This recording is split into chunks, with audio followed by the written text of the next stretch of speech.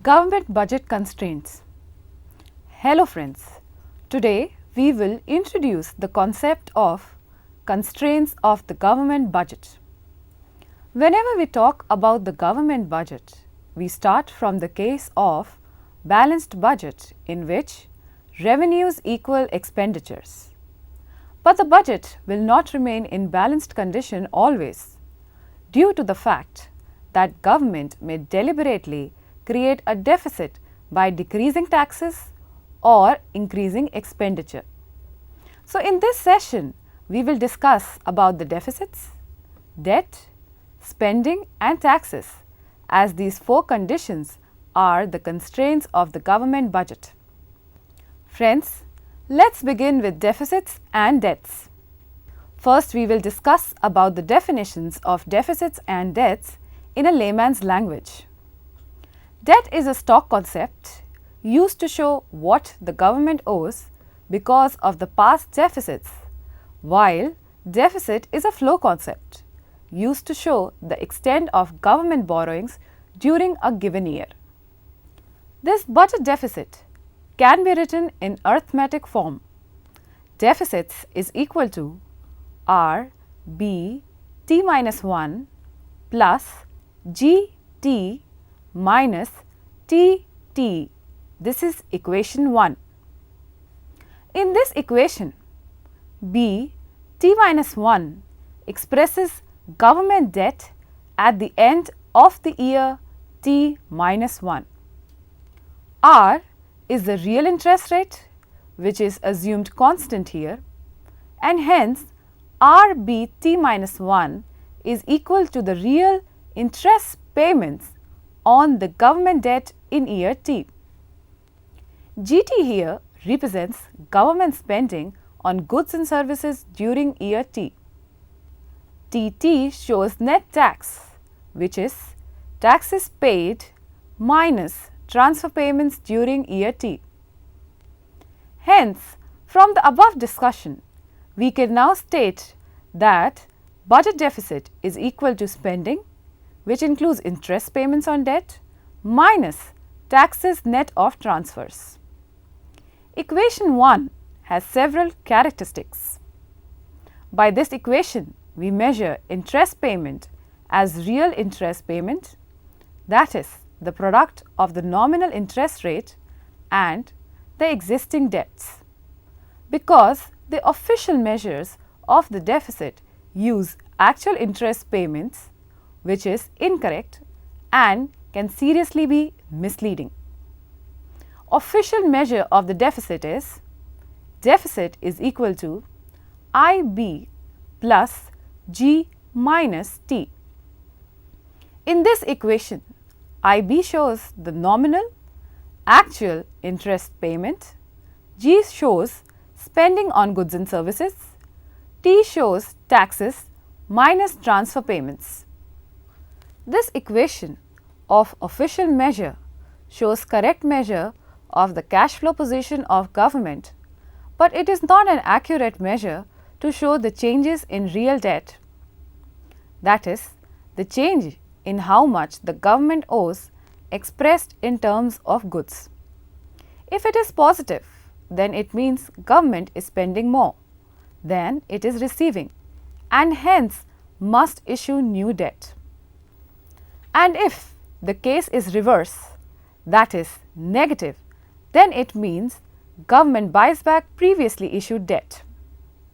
This can be shown by the help of taking real interest payment, and this method of measuring deficit is sometimes called as inflation adjusted deficit.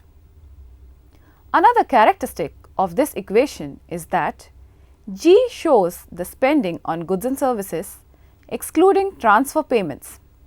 Instead, it is subtracted from T.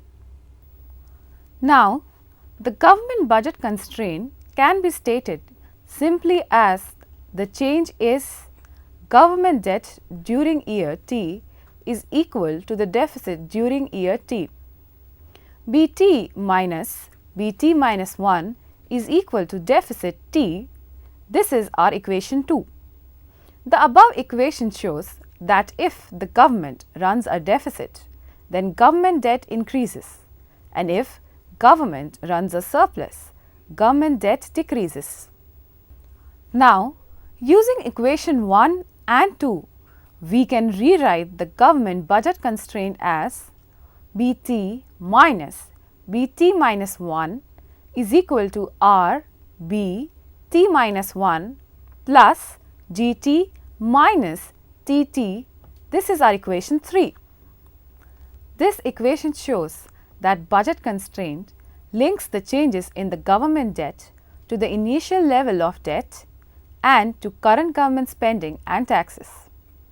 For the sake of convenience, we can decompose the deficit into interest payments on the debt, that is RBT minus 1. Second, primary deficit, that is GT minus TT, which is the difference of spending and taxes. Now we can rewrite the equation 3 as BT minus BT minus 1, which would be equal to bracket RBT minus 1 bracket closed plus bracket GT minus TT bracket closed. In the equation, BT minus BT minus 1 shows change in the debt. RBT minus 1 shows the interest payments, and GT minus TT shows primary deficit. Reorganizing the equation, we get BT, which is equal to bracket 1 plus R bracket closed into BT minus 1 plus bracket GT minus TT bracket closed. This is our equation number 4. This equation shows that the debt at the end of year T is equal to bracket 1 plus R bracket closed times the debt at the year T minus 1 plus the primary deficit during the year T. We will now look at the implications. Current versus future taxes. To see the implications, we will first consider 1 year decrease in taxes for the path of debt and future taxes. We suppose that there is a situation until year 1 when the government budget is balanced and hence initial debt is equal to 0. Now we will discuss with the help of an example where during year 1 government decreases taxes by $1 billion for year 1. Hence, at the end of year 1, the debt is B1, which is equal to 1, B1 is equal to 1. Now, full repayment in year 2 is, suppose government decides to repay fully the debt during year 2. The budget constraint for year 2 is given by the equation B2 is equal to bracket 1 plus R bracket into B1 plus bracket G2 minus T2 bracket closed. Now, if the government repays the debt fully by year 2, then at the end of year 2, the debt is equal to 0, that is B2 is equal to 0. Replacing B1 by 1 and B2 by 0 gives a new equation, that is T2 minus G2 is equal to bracket 1 plus R bracket into 1, which is just equal to 1 plus R. The government must run a primary surplus equal to R plus 1 to repay the debt fully during the year 2. Government can do this in any of the two ways: a decrease in spending or an increase in taxes. Here it is assumed that the adjustment will be through taxes and hence the path of spending is unaffected. For this, the decrease in taxes by 1 during year 1 must be offset by an increase in taxes by 1 plus R during year 2. Full repayment in year 2, T1 decreases by 1, T2 increases by 1 plus R. The path of taxes and debt corresponding to this case is given in the figure.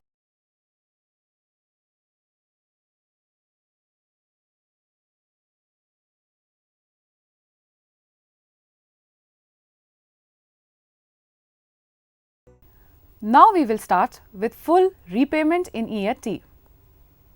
Now suppose that the government decides to wait till year T to repay the debt. The primary deficit is 0 during the year 2. Hence, the debt at the end of the year 2 is B2 is equal to 1 plus R into B1 plus 0, which is equal to 1 plus R whole into 1, which is equal to just 1 plus R. At the end of year 3, the debt is B3, which is equal to 1 plus R into B2 plus 0, which is further equal to 1 plus R into 1 plus R into 1, which is just equal to 1 plus R whole square. Debt grows at a rate equal to the interest rate as long as the government keeps a primary deficit equal to 0, and hence the debt at the end of year T minus 1 is given by B T minus 1, which is equal to 1 plus R whole raised to the power of T minus 2. This can be seen as equation 5.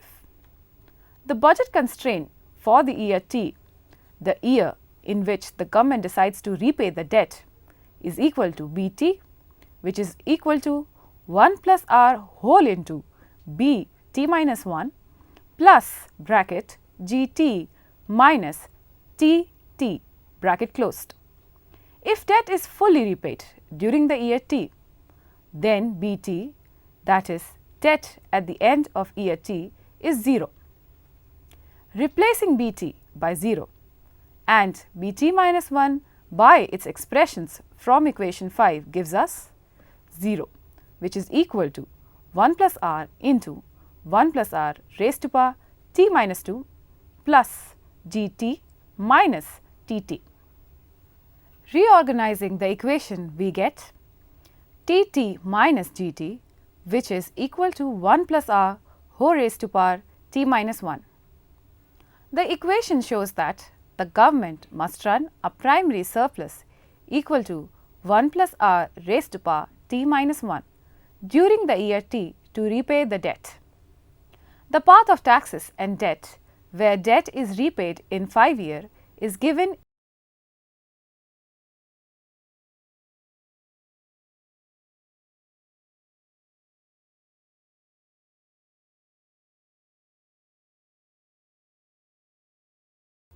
With the above examples, we can conclude a decrease in taxes must eventually be offset by an increase in taxes in future if government spending is unchanged. Secondly, the longer the government waits to increase taxes, or the higher the real interest rate is, the higher the eventual increase in taxes must be. We will now look at debt stabilization in year T. Debt stabilization means changing taxes or spending in such a way that debt remains constant from then on. Now we will see what will be the conditions if the government only stabilizes the debt. Suppose government decides to stabilize the debt from the year 2, which means the debt at the end of year 2 and thereafter remains at the same level as it was at the end of year 1. The budget constraint equation may then look like B2 is equal to 1 plus R whole into B1 plus G2 minus T2, which is our equation 6. With the assumption that debt is stabilized in the year 2, we get our equation number 7, which is B2 is equal to B1, which is nothing but equal to 1. Replacing equation 7 in 6, now we get 1 plus R plus G2 minus T2 is equal to 1. Reorganizing the equation, we get T2 minus G2, which is equal to 1 plus R minus 1, which is nothing but equal to R. The path of taxes and debt is shown in the figure.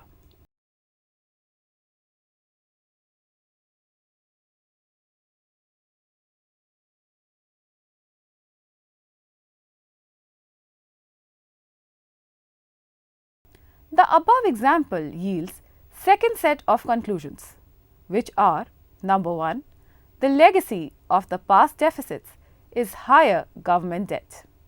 Secondly, the government must eliminate the deficit to stabilize the debts. We will now look at the evolution of debt to GDP ratio. In the above section, we have focused on the evolution of the level of debt. But to focus on the ratio of debt to output is more sensible, because in any economy, output grows over time.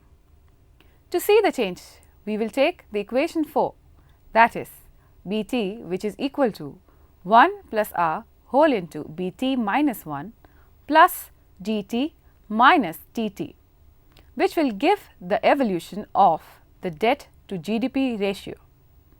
First, we will divide both sides of equation by real output, which is Yt. So, our equation becomes Bt divided by Yt, which is further equal to 1 plus R whole into Bt minus 1 divided by Yt plus Gt minus Tt whole divided by Yt. Now, multiply the numerator and the denominator by Yt minus 1, which is equal to Bt divided by Yt equal to 1 plus R into Yt minus 1 divided by Yt into Bt minus 1 divided by Yt plus Gt minus Tt whole divided by Yt. In the above equation, all terms are now in terms of ratio to output y. To simplify this equation, we will assume that output growth is constant and denote the growth rate of output by g. So, Yt minus 1 divided by Yt can be written as 1 divided by 1 plus g. By the use of approximation, we get 1 plus R whole divided by 1 plus g is equal to 1 plus R minus g. By the help of the above two assumptions, we can write the above equation as Bt divided by Yt, which is equal to 1 plus R minus g into Bt minus 1 whole divided by Yt plus Gt minus Tt whole divided by Yt. Reorganizing the equation, we get Bt divided by Yt minus Bt minus 1 divided by Yt minus 1, which is equal to R minus g whole into Bt minus 1 whole divided by Yt plus Gt minus Tt divided by Yt, which gives us our equation 8. Equation 8 gives us the following information. The left side of the equation shows the change in the debt ratio over time, which is equal to the sum of the two terms. The first term being the difference between the real interest rate and the growth rate multiplied by the initial debt ratio. The second term is the ratio of the primary deficits to GDP. Friends, let us conclude whatever we have learned in today's session. When we compare the equation 8, that is Bt divided by Yt minus Bt minus 1 divided by Yt minus 1, which is equal to R minus g into Bt minus 1 divided by Yt plus Gt minus Tt divided by Yt, which shows the evolution of the ratio of debt to GDP, with the equation 3, that is Bt minus Bt minus 1, which is equal to R into Bt minus 1 plus Gt minus Tt, which shows the evolution of the level of debt. The difference is the presence of R minus g in equation 8. This difference shows the situation where primary deficit is 0. Debt will then increase at a rate equal to the real interest rate, which is R. But if GDP is growing as well, the ratio of debt to GDP will grow more slowly. It will grow at a rate equal to the real interest rate minus the growth rate of output, which is R